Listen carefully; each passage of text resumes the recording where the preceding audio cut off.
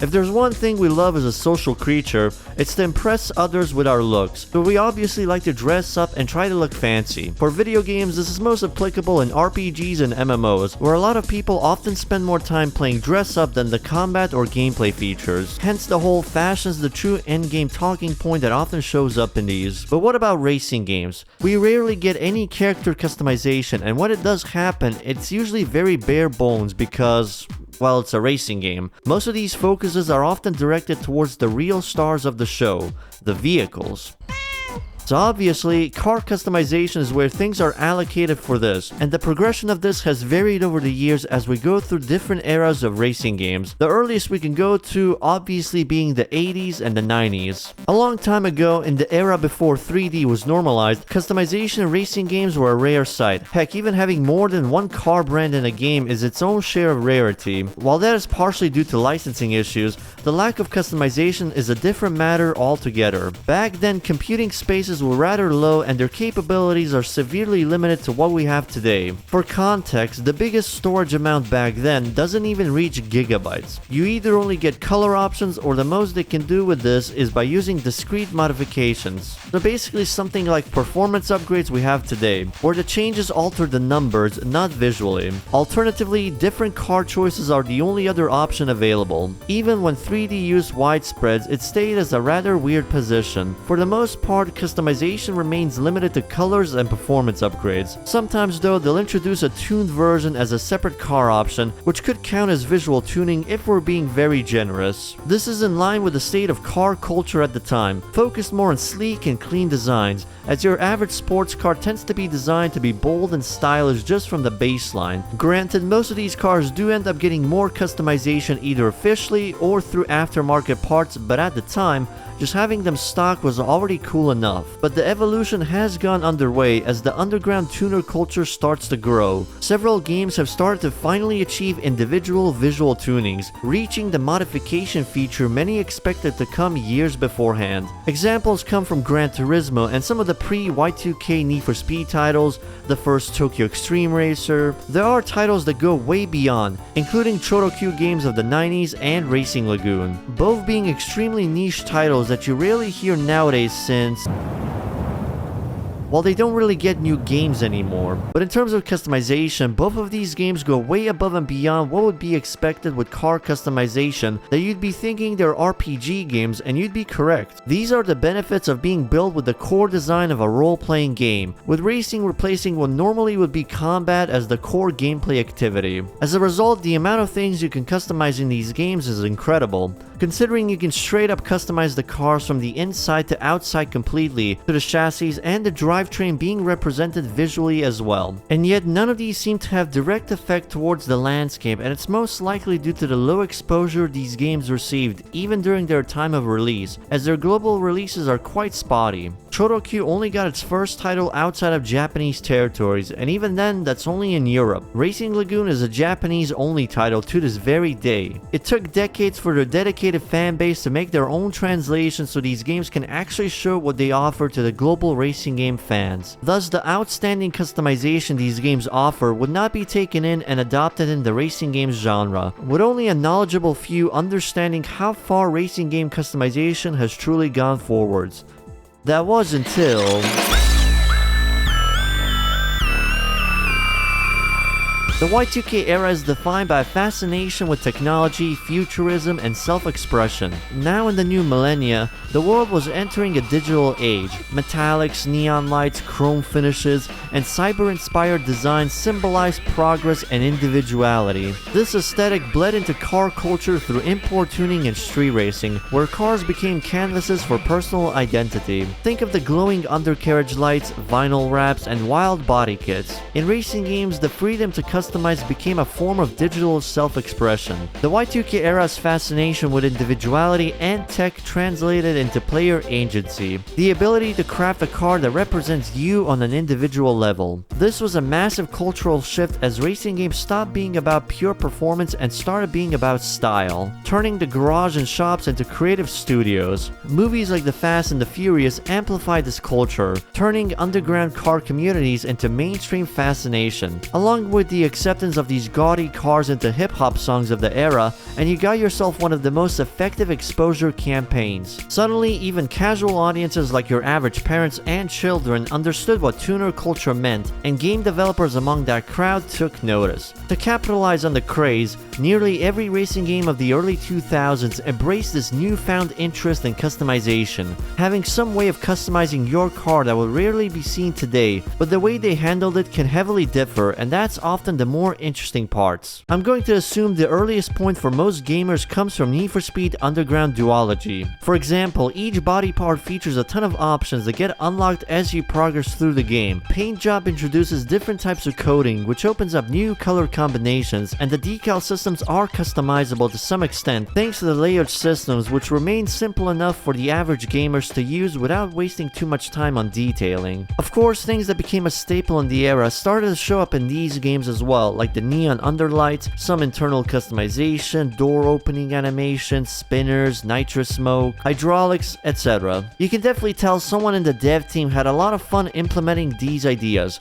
considering they were extremely rare at the time. In the case of Underground 1, these things are mostly superfluous since you don't really need to tamper with your car's looks to significantly progress. In Underground 2, however, that becomes a core part of progression, which in turn drives the motivation to encourage players on map exploration, opening several new customization stores, which in turn opens up different gameplay features. The weak link in Underground's customization system comes from a choice in design, the focus on quantity over quality. Yes, the game has a lot of customization parts, but they are for the most part simply ported and adapted to fit in every car in the game, resulting in several cars looking very similar even after visual tuning despite the variety of options. This customization system carries on until Undercover as far as I know, but along the way changes were made to switch it up. Most Wanted, for example, removed the individual body parts with a full body kit as the only option for bumper selection, while most of the features with hoods, spoilers, and roof scoops remain intact. Hydraulics, trunk, and other minor customization features are completely cut since they no longer serve any purpose in the game. Like for example, neon lights are scrapped since Most Wanted's environment takes place during the daytime. Carbon and Pro Street brought back the customization features from Underground with the numbers called, removing several body parts that look janky, brought in the full body kits from Most Wanted, but also opened up with a new innovation through Autosculpt, innovating on visual tuning that goes beyond to allow players to customize how certain parts look with individual sliders. In Pro Street, it even went deeper by affecting downforce, which really benefited the game's more serious and official racing scene. Other games at the time would do their own spin, like for example the Midnight Club series, especially 3, with featuring an enormous amount of cars, bikes, and customization features based on real-life official and aftermarket parts. This was the biggest benefit to their partnership with Dub Magazine, which lets them get really close towards NFS quantity but at a way higher quality on each individual car.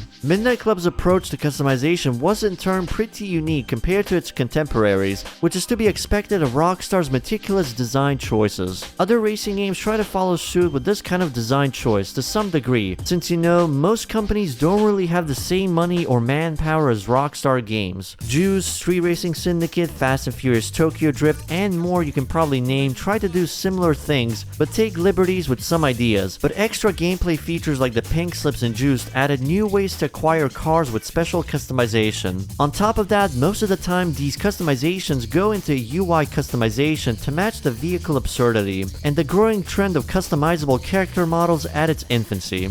Alongside garage customization for aesthetic reasons, to make the menus look nicer or so we can start blaming the furniture for bad results. There were sentiments that every racing game during this era just devolves into customizations that ruin the cars, which I find hard to believe. One of the reasons why this era racing games was considered as the best was due to the sheer amount of options we got in the market alone. If you don't like games with an over-the-top visual racing component, then you can probably check out games like the early Forza Motorsports, which tried to bridge the gap between full tuners and simcades with its customization, or the PS2 era Gran Turismo and Test Drive Unlimited if you're not into them in the slightest. Hell, if you prefer a more specific theme style of racing games, like maybe the more rusty and hardened combat-focused destruction derby racers, the option is also there and they'll have their own spin on customization. This explosion of tuner culture into video games eventually bleeds into the arcades with games like Wangan Midnight, where for every ghost battle you do, a random visual customization is unlocked for your car, assuming your car is eligible for visual tuning in the first place. It's not on the same level as the console tuners, but it showcases just how far this tuner culture craze has spread and affected many racing games in its path. Considering just a few years ago, the console version of Japanese racing culture with Genki tends to be rather limited with its options, just a few options above the highway and Toge drift games. And this eventually led to a shift and gradual rise in tuner culture itself, creating this big circle of Ouroboros, the snake that goes on loop, where the tuner culture started to affect racing games, introducing people that would normally take longer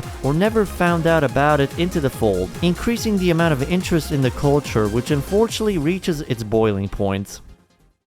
Every trend goes up and down like waves. Interest surges and wanes as time progresses. With this tuner culture going on for several years now, things start to change again in a sort of course correction way. It started off as a gradual change, but suddenly newer racing games started to lean more to official, clean racing aesthetics. There's far less customization than what was available in the early 2000s. This can be traced with the 7th generation of consoles, bringing the sudden rise of simcades led by Gran Turismo and Forza Motorsports of the time. We got games from different developers vying for attention in the space, from Need for Speed's Shift duology to the supercar era, removing a lot of the customization options we once had, and replacing them with a very minimalist and subdued approach, which can be seen from the 2012 version of Most Wanted's, with most of the cars there simply rocking the plain stock colors since Shift and Hot Pursuit 2010, unless they're using police or official race liveries. Other racing games of the time would follow suit, with Project Gotham Racing 3 and 4, Race Driver Grid, Project Cars, Forza Horizon, and however many more sim racers to spawn during this period. Customization has officially taken a back seat, with most racing games scaling down on giving just the baseline features of paint jobs, liveries, and a few body kits, focusing more on the core gameplay mechanics over everything. This whole shift is not exactly a racing game problem in and out of itself,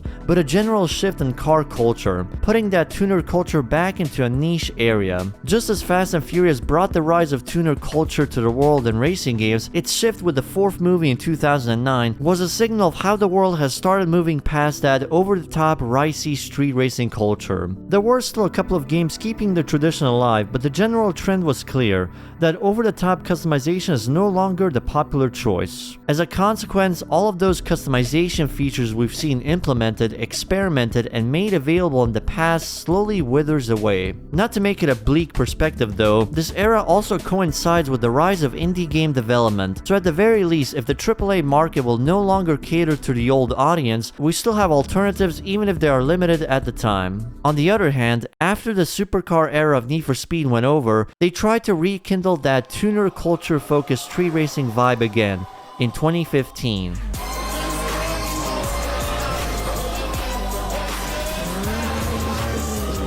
Look, the game may not play all that well, the handling might suck and the story is super cringy, but the vibe and environment of that game was in fact an attempt to light the magic of that old era again, and the customization for the most part has returned to featuring things we'd expect, with more categories like the usual bumpers, spoilers, hoods, added on top of new additions of splitters, canards, fenders, diffusers, and license plates, along with the tuning for stances if anyone perhaps has that inkling to create drift cars. It's a generally welcome return for the system, and it seems like they've learned some lessons from the black box era, just with a bit more attempts at being legitimate. Quantity is a bit shaky on individual cars, as they seem to now follow somewhat realistic options of aftermarket parts, but it does make each car unique in a sense. And the extra detailing on certain body parts like the canards and splitters are a nice addition to what used to be a package with bumper options or full body kits. Some require level progression first to force players into playing the game before rising up their cars. It's kind of like they realized some of the super gaudy stuff like hydraulics, scissor doors, and spinner rims were kind of redundant. I mean, when are you going to ever look in the trunk of a car just to see 6 LCD screens and 12 NOS tanks that aren't even gonna help in gameplay?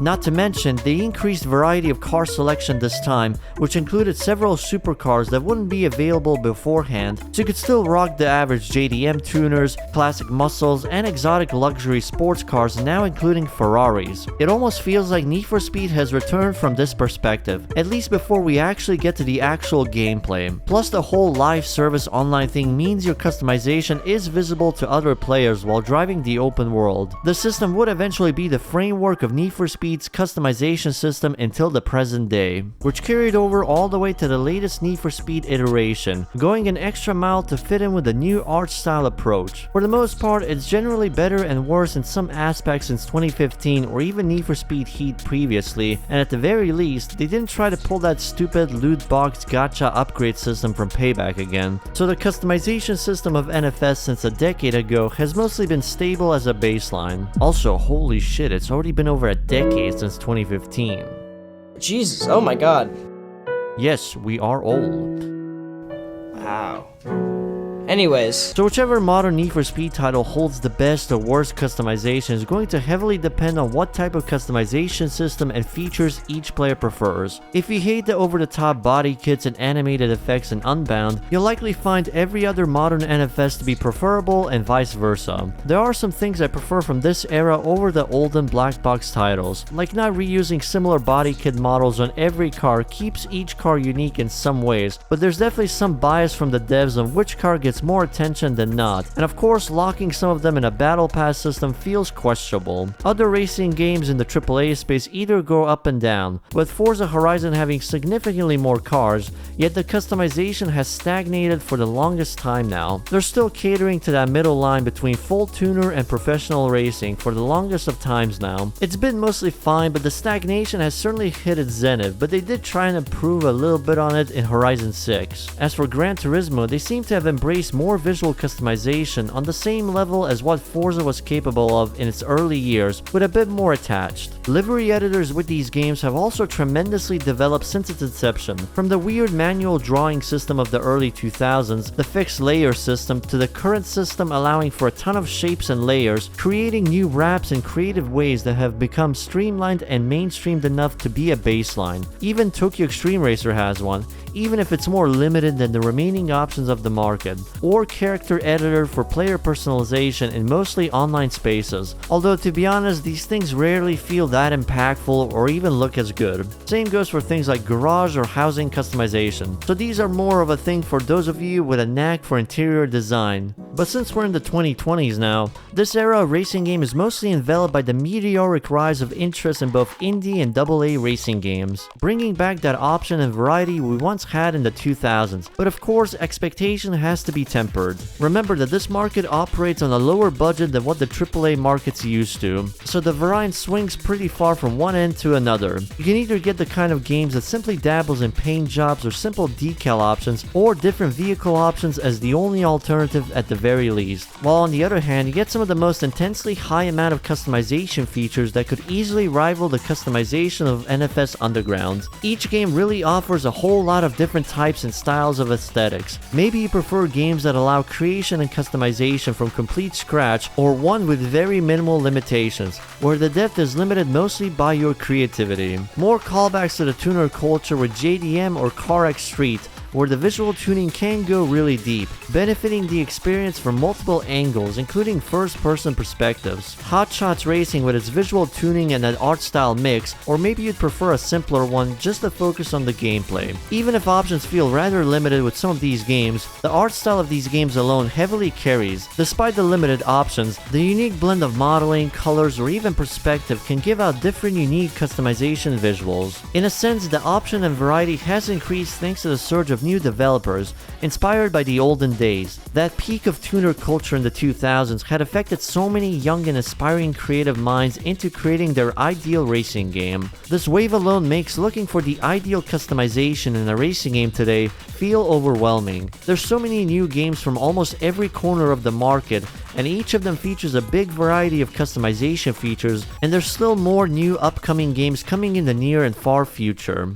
The evolution of customization in racing games so far has gone up and down, like most trends tend to do. What started off as something put in place to really see how technology has progressed into becoming tied to the cultural rise of the tuner scene, the counter effect afterwards, and finally where we are now. I think it's safe to say that the peak of tuner culture and customization from the 2000s will never be achieved again. That was an era built of experimentation as the world adapts to advancing technologies, opening the paths for many developers to simply try and see how many and how deep they can create those mechanics. It was in effect a perfect storm, implementing and designing them to be relevant to the gameplay, becoming an appreciation and introduction to the world of tuner culture for gamers. Same goes for the weirdly clean and sleek era of the 2010s, with the pool of sim racers now more established and many developers no longer chasing after the market space, now that the big boys have planted themselves at the top. What we do have now seems to be a very nice balance with AAA games like the Crew Motorfest. Yeah, I know Ubisoft sucks, but that game when it comes to customization does handle it way better than Forza does, which even they are now forced to improve on in Horizon 6 due to all the rapidly increasing criticism since Horizon 5 and Motorsport 8. And Need for Speed, at the very least when I last played it a year ago, still seems to embrace trying and playing around with different customization features, and the overabundance of indie racing games to come out with their own spin in regards to features and content is still improving as the days go by,